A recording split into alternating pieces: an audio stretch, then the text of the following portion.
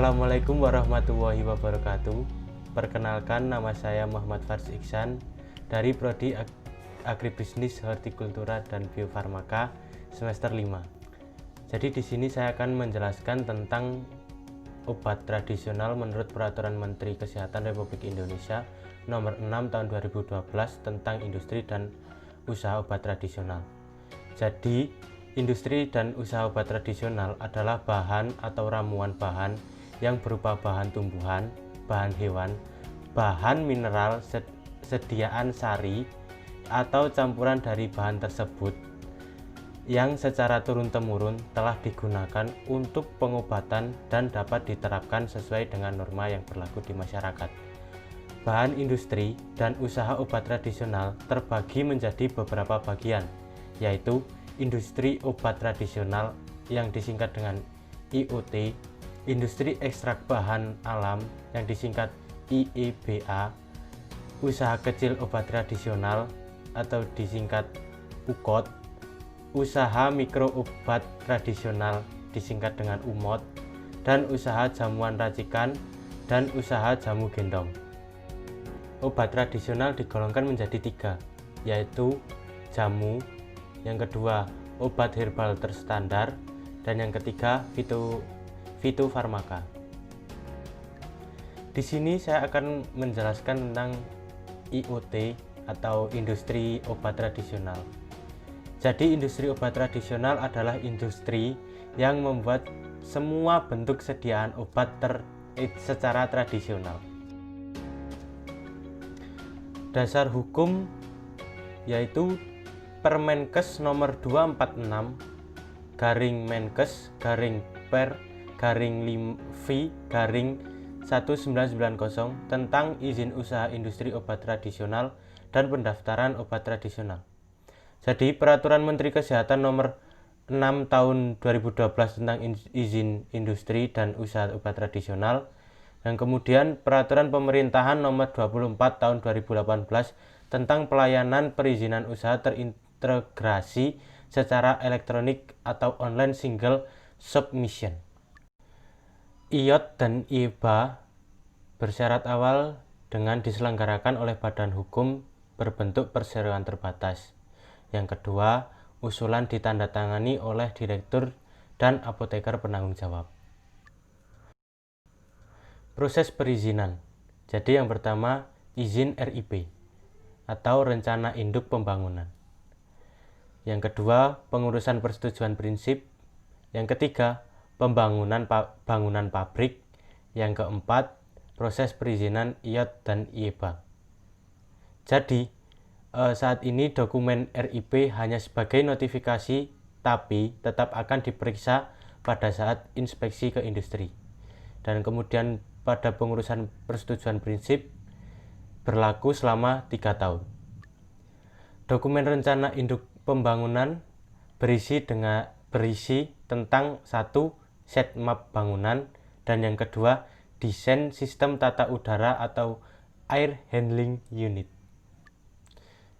Jadi persetujuan prinsip yang pertama surat permohonan sesuai lampiran pada Permenkes nomor 6 tahun 2012. Yang kedua, fotokopi akte pendirian badan hukum yang sah sesuai ketentuan peraturan perundang-undangan. Yang ketiga, fotokopi KTP atau identitas direksi dan komisaris atau badan pengawas. Yang keempat, susunan direksi dan komisaris.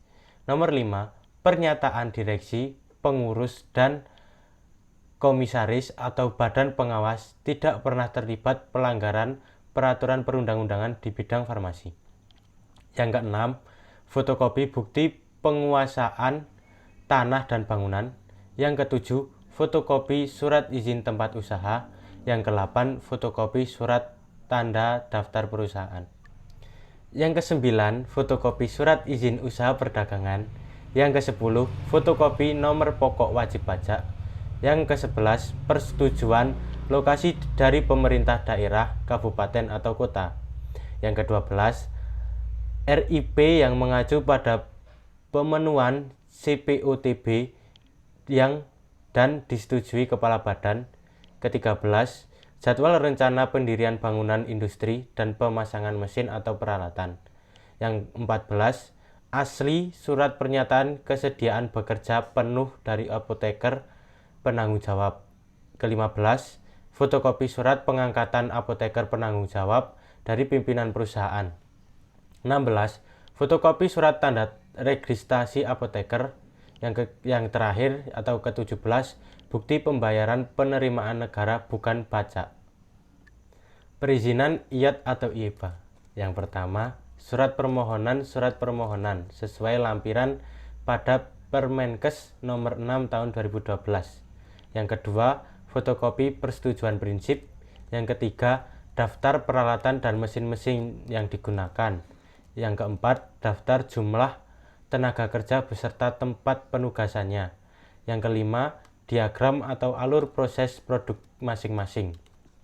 Yang keenam, fotokopi sertifikat upaya pengelolaan lingkungan dan upaya pemantauan lingkungan. Rekomendasi pemenuhan CPOTB dari Kepala Badan. Yang ke-8, rekomendasi pemenuhan persyaratan administratif dari Kepala Dinas Kesehatan Provinsi. Yang ke-9, bukti pembayaran penerimaan negara bukan pajak. Jadi di sini apabila ada perubahan izin, yang pertama apabila pergantian penanggung jawab. Jadi yang pertama, surat permohonan harus ditandatangani oleh direktur dengan mencantumkan nama PJ lama dan PJ baru. Yang kedua, asli surat pernyataan kesediaan bekerja penuh sebagai penanggung jawab. Yang ketiga, fotokopi ijazah dan STRA. Yang keempat, berita acara serah terima tugas dari PJ lama ke PJ baru. Kelima, perjanjian kerja antara PJ yang baru dan dengan direktur. Keenam, fotokopi izin sebelumnya. Ketujuh, fotokopi NPWP. Kedelapan, rekomendasi Dinkes Provinsi. Yang kesembilan, bukti pembayaran penerimaan negara bukan pajak. Dan apabila ada perubahan kapasitas atau fasilitas produksi, perubahan izin dengan cara yang pertama, surat permohonan harus ditandatangani oleh direktur. Yang kedua, RIP BPOM. Yang ketiga, daftar peralatan dan mesin yang akan digunakan. Yang keempat, daftar perubahan kapasitas produksi per tahun. Kelima, fotokopi NPWP. Keenam, fotokopi izin sebelumnya. Ketujuh, rekomendasi dari BPOM. Ke-8, bukti pembayaran penerimaan negara bukan pajak. Kemudian apabila ada perubahan alamat di lokasi yang sama, yang pertama, surat permohonan harus ditandatangani oleh direktur. Yang kedua, fotokopi NPWP. Yang ketiga, fotokopi izin sebelumnya. Yang keempat, rekomendasi Dinkes Provinsi. Yang kelima, surat keterangan domisili dari Pemda setempat. Dan yang terakhir atau keenam, bukti pembayaran penerimaan negara bukan pajak. Jadi apabila ada pindah lokasi dan perubahan nama industri atau PT, perizinan dan persyaratannya sama seperti sebelumnya. Terdapat tambahan, yaitu perpanjangan persetujuan prinsip. Yang pertama, surat permohonan harus ditandatangani oleh direktur. Yang kedua, fotokopi persetujuan prinsip yang lama. Yang ketiga, fotokopi NPWP. Yang keempat, fotokopi RIP industri farmasi yang telah disetujui BPOM. Yang kelima, bukti pembayaran penerimaan negara bukan pajak. Legalisir izin. Yang pertama, surat permohonan legalisir yang ditandatangani oleh direktur. Yang kedua, menunjukkan izin IOT dan IEBA yang asli. Yang ketiga, fotokopi izin IOT dan IEBA yang telah dan akan dilegalisirkan. Waktu persetujuan prinsip 12 hari kerja setelah permohonan diterima. Waktu izin IOT dan izin IEBA 10 hari kerja setelah diterimanya rekomendasi Dinkes Provinsi dan BPOM.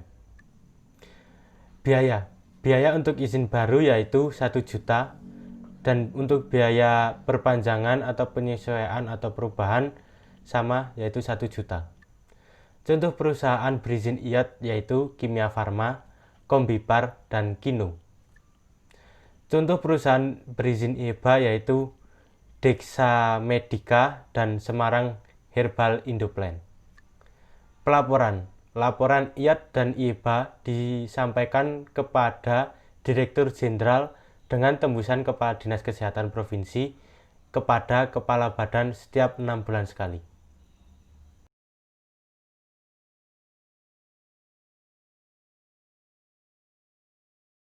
Saya Nadia Fitriatul Soliha, absen 24.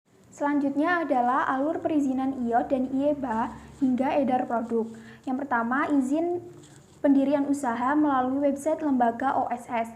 Setelah itu, perizinan IOT dan IEBA melalui website e-licensing yang dimiliki Kemenkes. Di situ ada beberapa tahap yang harus dilalui. Setelah didapatkan izin industri obat tradisional atau industri ekstrak bahan alam, maka dilakukan proses sertifikasi CPOTB melalui Badan POM. Setelah itu, proses registrasi produk melalui website Badan POM juga. Nah, kemudian sertifikat CPOTB dan nomor izin edar yang didapat saat registrasi produk itu terintegrasi di akun OSS masing-masing perusahaan. Nah, untuk penjelasan izin pendirian usaha melalui akun OSS atau Online Single Submission, yang pertama, perusahaan mendapatkan legalitas usaha yang jelas.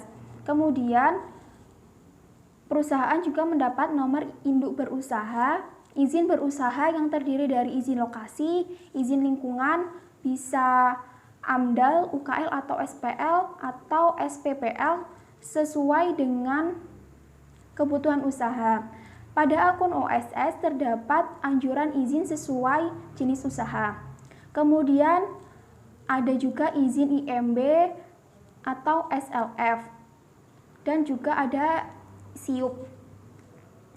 Yang keempat ada mendapat izin komersial atau produksi, yaitu nomor izin edar dan juga sertifikat CPOTB yang dilakukan melalui Badan POM.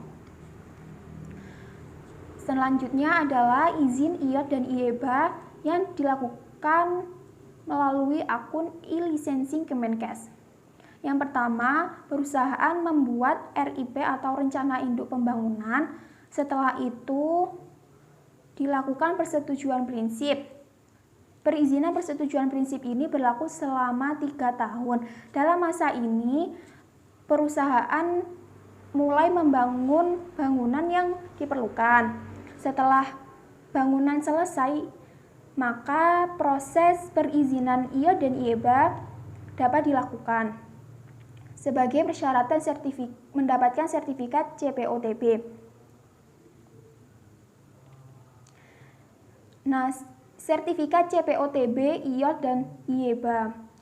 Sertifikat CPOTB untuk industri obat tradisional dan industri ekstrak bahan alam berlaku selama 5 tahun. Untuk persyaratannya ada persyaratan dokumen administratif dan juga dokumen teknis. Bisa dibaca ya. Nah, selanjutnya ada tahapan registrasi produk obat tradisional. Ini prosedur registrasi obat tradisional dan suplemen. Untuk semua perusahaan bisa menggunakan ini karena kan produknya itu sama ya, obat tradisional. Jadi prosedur registrasinya bisa dilihat ya teman-teman. Kemudian alur registrasi obat tradisional sesuai OSS. Tadi kan saya bilang di atas bahwa sertifikat CPOTB dan juga registrasi produk yang didapat itu bakal terintegrasi di akun OSS masing-masing perusahaan. Nah, untuk prosesnya itu seperti yang ada di bagan pada PPT. Bisa dilihat ya. Sekian untuk perizinan IOT dan IEBA.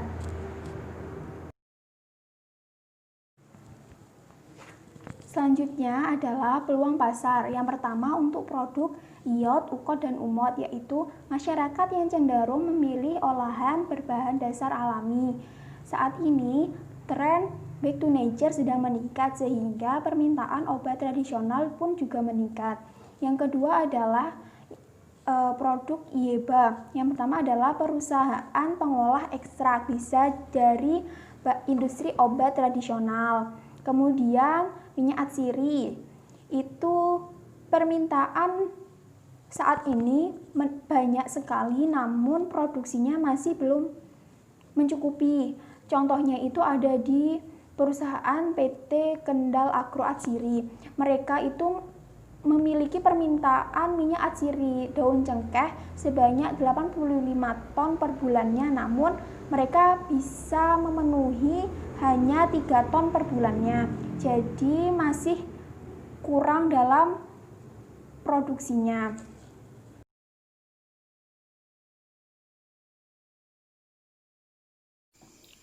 Assalamualaikum warahmatullahi wabarakatuh. Saya Nadia Waswatun Hasanah dengan nomor urut 25. UKOT atau usaha kecil obat tradisional adalah usaha yang membuat semua bentuk sediaan obat tradisional kecuali dalam bentuk sediaan tablet dan effervescent. Dasar hukum izin usaha kecil dan mikro obat tradisional adalah Peraturan Menteri Kesehatan Republik Indonesia Nomor 26 Tahun 2018 tentang pelayanan perizinan berusaha terintegrasi secara elektronik sektor kesehatan. Persyaratan dalam memperoleh izin UKOT: yang pertama, surat permohonan; yang kedua, fotokopi akta pendirian badan usaha yang sah sesuai ketentuan peraturan perundang-undangan; yang ketiga, susunan direksi atau pengurus dan komisaris atau badan pengawas; yang keempat, fotokopi KTP atau identitas direksi atau pengurus dan komisaris atau badan pengawas; yang kelima, pernyataan direksi atau pengurus dan komisaris atau badan pengawas tidak pernah terlibat pelanggaran peraturan perundang-undangan di bidang farmasi; yang keenam, fotokopi bukti penguasaan tanah dan bangunan; yang ketujuh, surat pernyataan kesanggupan pengelolaan dan pemantauan lingkungan hidup; yang kedelapan, surat tanda daftar perusahaan; yang kesembilan, fotokopi surat izin usaha perdagangan; yang kesepuluh, NPWP; yang kesebelas, persetujuan lokasi dari pemerintah daerah kabupaten atau kota; yang kedua belas, surat asli pernyataan kesediaan bekerja penuh dari tenaga teknis kefarmasian sebagai penanggung jawab; yang ke-13, fotokopi surat pengangkatan penanggung jawab dari pimpinan perusahaan; yang ke-14, fotokopi surat tanda registrasi tenaga teknis kefarmasian; yang ke-15, daftar peralatan dan mesin-mesin yang digunakan; yang ke-16, diagram atau alur proses produksi masing-masing bentuk kesediaan obat tradisional yang akan dibuat; yang ke-17, daftar jumlah tenaga kerja beserta tempat penugasannya; yang ke-18, rekomendasi dari kepala balai setempat; dan yang terakhir yaitu rekomendasi dari kepala dinas kesehatan kabupaten atau kota. Perubahan izin UKOT. UKOT yang telah melakukan pemindahan tanganan kepemilikan wajib melaporkan secara tertulis perubahan kepemilikan kepada Kepala Dinas Kesehatan Provinsi dengan tembusan Kepala Direktur Jenderal dan Kepala Balai setempat. Kemudian, UKOT yang telah mendapat izin yang melakukan perubahan nama, alamat, atau tenaga teknis kefarmasian penanggung jawab wajib melaporkan secara tertulis kepada Kepala Dinas Kesehatan Provinsi dengan tembusan Kepala Direktur Jenderal dan Kepala Balai setempat. Untuk pelaporan UKOT disampaikan kepada Kepala Dinas Kesehatan Provinsi dengan tembusan kepada Kepala Balai setempat. Salah satu contoh produk UKOT yaitu salep salwa yang memiliki komposisi manjaknani sebagai antibakteri, kencur sebagai antibakteri, zaitun sebagai antiinflamasi, minyak serai sebagai antibakteri dan anti jamur, dan juga Vaseline sebagai bahan dasar yang memiliki khasiat sebagai obat wasir atau ambeien, mengatasi susah BAB atau sembelit, meredakan dengan cepat rasa sakit, perih, panas, ataupun gatal di anus.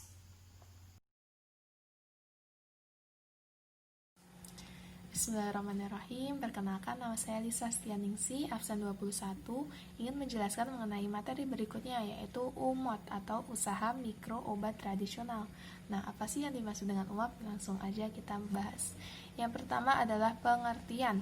Nah, di sini menurut Kementerian Kesehatan tahun 2012 menyatakan bahwa UMOT atau usaha mikro obat tradisional merupakan usaha yang hanya membuat sediaan obat tradisional dalam bentuk param, tapel pilis, cairan obat luar, dan rajangan. Nah, selain dari produk-produk tersebut itu bukan dikatakan dari penggolongan UMOT atau usaha mikro obat tradisional. Selanjutnya, di sini pun pendirian usaha mikro obat tradisional itu hanya didirikan oleh perseorangan. Nah, di mana menyesuaikan dengan syarat dan ketentuan berdasarkan peraturan perundang-undangan yang ada.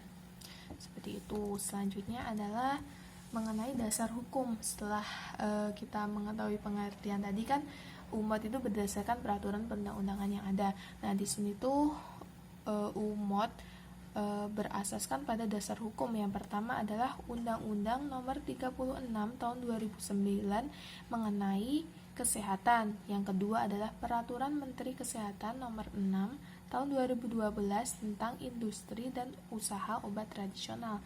Yang ketiga adalah Peraturan Daerah Nomor 16 Tahun 2012 tentang perizinan di bidang kesehatan. Seperti itu.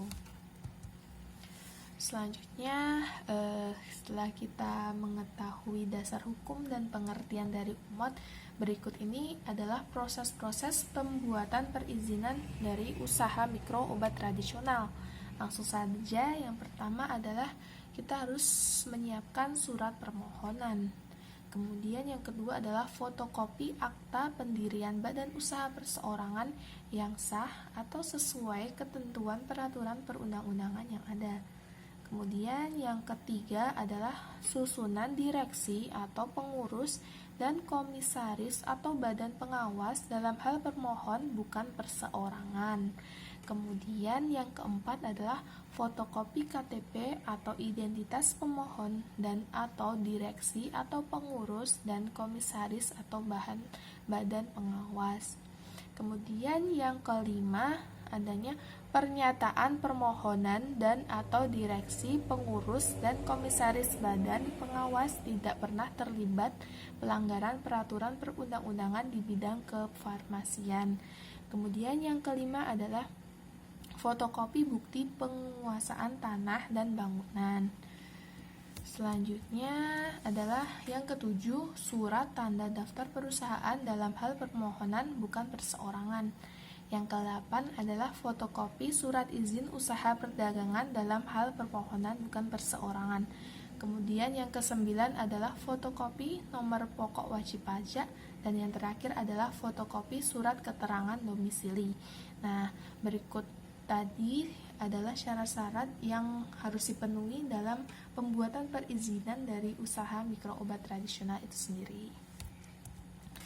Selanjutnya adalah informasi lain-lain. Nah, di sini diterangkan bahwa biaya pembuatan surat izin UMOT adalah 0 atau gratis. Nah, di sini tuh biayanya telah di-cover oleh pemerintah setempat. Jadi, mendapat jaminan bahwa dalam pendaftaran usaha ini dipastikan gratis. Kemudian selanjutnya adalah wewenang pemberian izin UMOT adalah Kepala Dinas Kesehatan Kabupaten atau Kota. Nah, jika dilihat dari usahanya kan usaha mikro, maka perizinannya pun cukup mudah, hanya melalui Kepala Dinas Kesehatan setempat, seperti itu. Kemudian jangka waktu penyelesaiannya adalah 1 tahun. Nah, 1 tahun itu waktu yang dibutuhkan mulai dari pemenuhan persyaratan hingga dari ketika ada persyaratan yang kurang, maka waktunya itu dilakukan selama 1 tahun itu. Nah, selanjutnya adalah dalam pendirian UMOT kan didirikan oleh badan perseorangan ya. Nah, perseorangan itu tuh tentunya memiliki anggota. Nah, berikut ini adalah syarat kompetensi yang harus dimiliki oleh anggota UMOT itu sendiri. Yang pertama adalah mampu mengoperasikan komputer.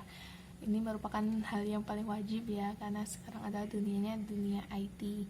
Kemudian yang kedua adalah memahami proses pelayanan. Kemudian yang ketiga adalah memahami peraturan perundang-undangan yang berkaitan dengan izin usaha mikro obat tradisional.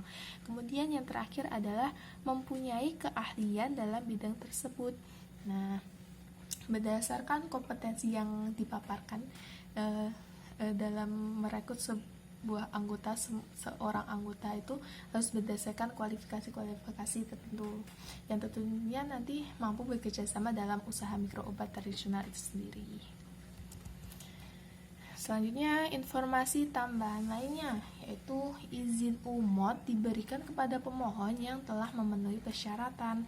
Nah, dari persyaratan yang sebelumnya yaitu sejumlah 10 tadi, apabila telah lengkap dan telah disetujui oleh kepala kesehatan setempat, maka izin UMOT dapat diberikan. Selanjutnya adalah pemohonan izin UMOT ditunda atau ditolak apabila ternyata belum memenuhi persyaratan sebagaimana yang dimaksud.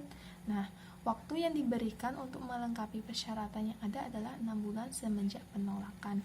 Nah, di sini tuh diberi rentang jangka waktu khusus untuk memperbaiki atau memenuhi syarat-syarat yang kurang dalam syarat perizinan yang ada seperti itu. Nah, waktunya selama 6 bulan. Selanjutnya adalah UMOT yang telah mendapatkan izin yang melakukan perubahan nama, alamat, atau tenaga teknis kefarmasian. Penanggung jawab wajib melaporkan secara tertulis kepada Kepala Dinas Kesehatan Kabupaten atau Kota dengan tembusan kepada Kepala Balai setempat. Nah, ini pernyataan menurut Kementerian Kesehatan Republik Indonesia tahun 2012. Kemudian masalah pelaporan dari usaha mikro obat tradisional ini pun juga ada pembuatan laporan yang wajib diselesaikan oleh usaha itu. Laporan UMOT atau usaha mikro obat tradisional itu disampaikan kepada Kepala Dinas Kesehatan Kabupaten atau Kota dengan tembusan kepada Kepala Balai setempat selama 6 bulan sekali. Jadi waktu pelaporannya itu selama 6 bulan sekali.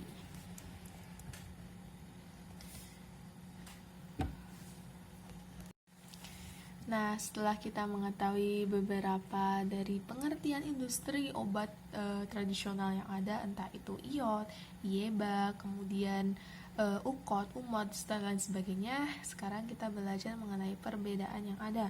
Nah, di sini yang pertama adalah industri obat tradisional. Nah, produk yang ada itu semua bentuk persediaan obat tradisional. Kemudian izinnya itu melalui Menteri Kesehatan, melalui Direktur Jenderal Kementerian Kesehatan. Kemudian penanggung jawabnya adalah seorang apoteker. Selanjutnya adalah yang kedua adalah IEBA atau industri ekstrak bahan alam. Nah, di sini produk yang ditawarkan berupa sediaan dalam bentuk ekstrak sebagai produk akhir. Kemudian izinnya itu melalui Menteri Kesehatan, melalui Direktur Jenderal Kementerian Kesehatan. Kemudian penanggung jawabnya seperti IOT, yaitu seorang apoteker. Kemudian yang ketiga adalah UKOT atau usaha kecil obat tradisional. Nah, di sini produk yang ditawarkan adalah semua bentuk sediaan obat tradisional kecuali dalam bentuk tablet dan effervescent. Selanjutnya mengenai izinnya itu melalui Menteri Kesehatan, melalui Dinas Kesehatan Provinsi. Selanjutnya penanggung jawabnya adalah tenaga teknis kefarmasian sebagai penanggung jawab. Nah, di sini tuh ada keterangan tambahan, yaitu jika memproduksi sediaan kapsul atau cairan obat dalam harus memiliki apoteker sebagai penanggung jawab penuh dengan CPOTB atau cara pembuatan obat tradisional yang baik. Nah, adapun syarat yang dipenuhi yaitu berdasarkan izin BPOM yang ada. Selanjutnya adalah mengenai UMOT. UMOT atau usaha mikro obat tradisional ini produk yang ditawarkan berupa param, pilis, cairan obat luar, dan rajangan. Adapun dalam bentuk tapal. Kemudian izinnya itu melalui Menteri Kesehatan yang melalui kabupaten, kepala dinas kabupaten atau kota. Selanjutnya penanggung jawabnya itu berbeda.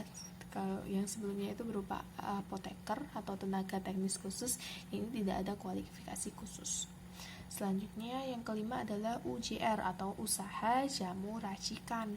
Merupakan produknya itu merupakan bahan obat tradisional dengan melakukan pencampuran sediaan jadi atau sediaan segar untuk dijajakan langsung ke konsumen. Nah, ini kayak produknya itu melalui beberapa racikan jamu seperti itu. Kemudian izinnya ini tidak ada izin khusus. Selanjutnya penanggung jawabnya juga tidak ada penanggung jawab dengan kualifikasi khusus atau tertentu. Mungkin itu pemaparan dari saya, kurang lebihnya mohon maaf. Sekian.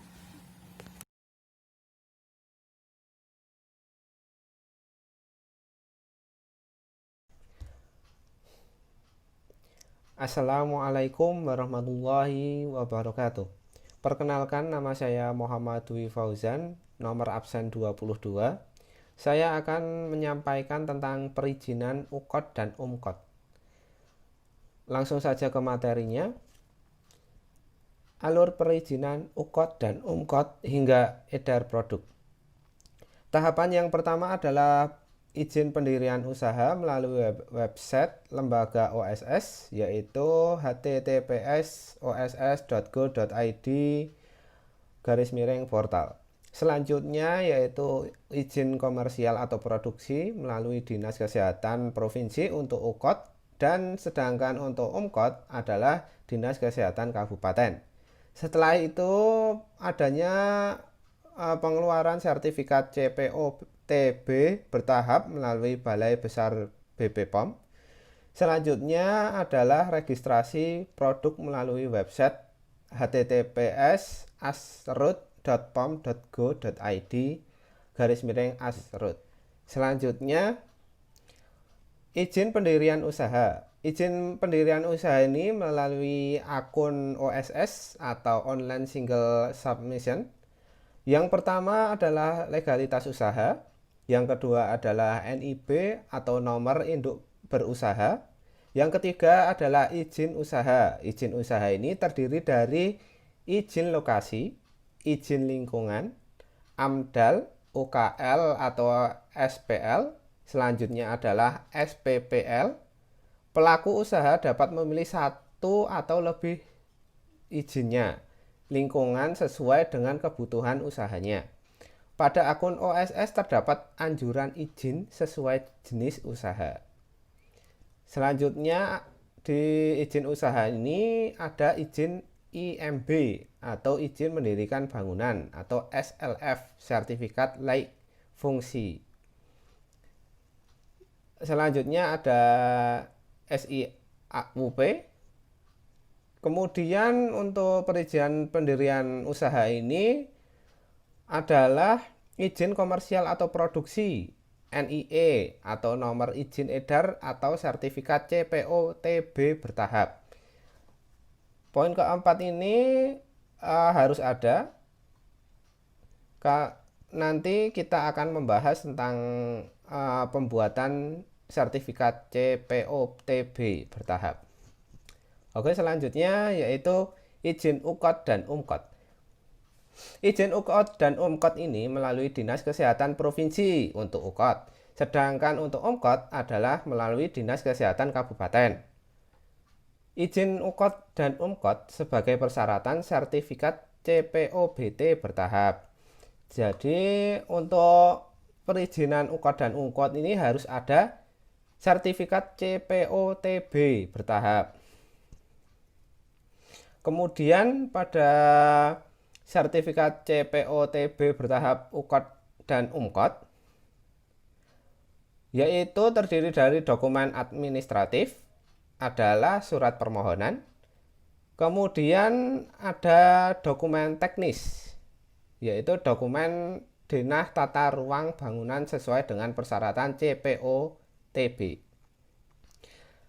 Ini tidak wajib sesuai persetujuan BPOM di lokasi masing-masing.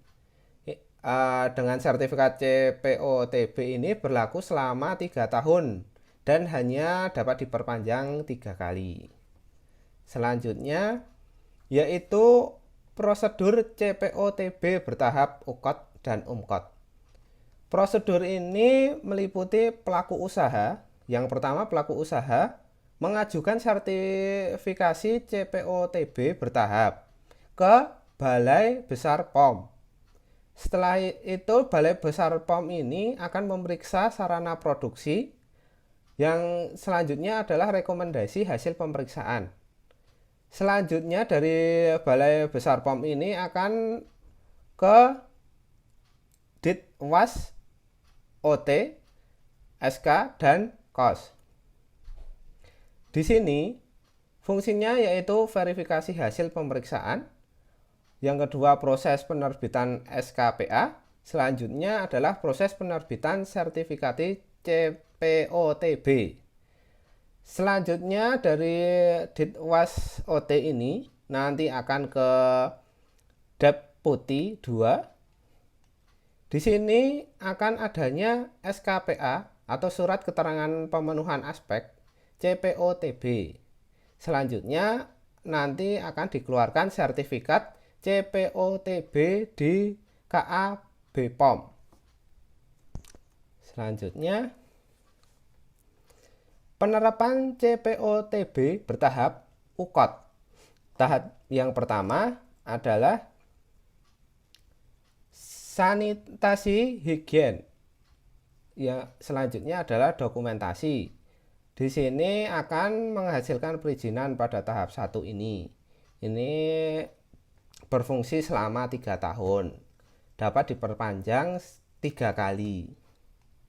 Selanjutnya, tahap kedua ini meliputi pengecekan sistem manajemen mutu, produksi, pengawasan mutu, penyimpanan, apakah sesuai dengan yang diharapkan, apakah baik atau tidaknya. Di tahap 2 ini ada beberapa aspek itu harus dipenuhi. Kalau tidak dipenuhi, tidak akan diverifikasi untuk pengajuan CPOTB-nya. Tahap yang ketiga yaitu ada beberapa aspek di sini seperti tahap kedua. Tahap ketiga ini meliputi personalia, bangunan, fasilitas, dan peralatan. Yang ketiga, audit internal. Selanjutnya adalah penanganan keluhan penarikan kembali dan penanganan produk kembalian. Selanjutnya yaitu kontrak produksi dan pengujian.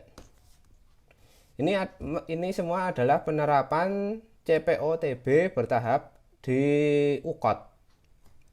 Selanjutnya adalah penerapan CPOTB bertahap di UMKOT. Ini hampir sama seperti di UKOT, tetapi pada tahap 1 dan 2 lebih mudah. Pada tahap 1 yaitu hanya ada sanitasi atau higien. Yang tahap kedua yaitu dokumentasi untuk usaha tersebut. Ini sama durasinya 3 tahun. Untuk penambahan perpanjang 3 kali. Selanjutnya adalah tahapan registrasi produk obat herbal tradisional, prosedur registrasi OT dan SK. Selanjutnya, untuk alur registrasi OT sesuai dengan OSS, ini adalah referensi yang digunakan oleh kelompok kami. Ada website dan juga ada jurnal. Selanjutnya yaitu terima kasih dari kelompok kami. Mungkin ada kekurangan serta salah kata, kami mohon maaf. Kurang lebihnya kami mohon maaf. Jika ada pertanyaan dari teman-teman atau kritik atau sarannya mohon disampaikan, dan kelompok kami akan berusaha menjawabnya. Begitu saja dari kelompok kami, kurang lebihnya kami mohon maaf. Wassalamualaikum warahmatullahi wabarakatuh.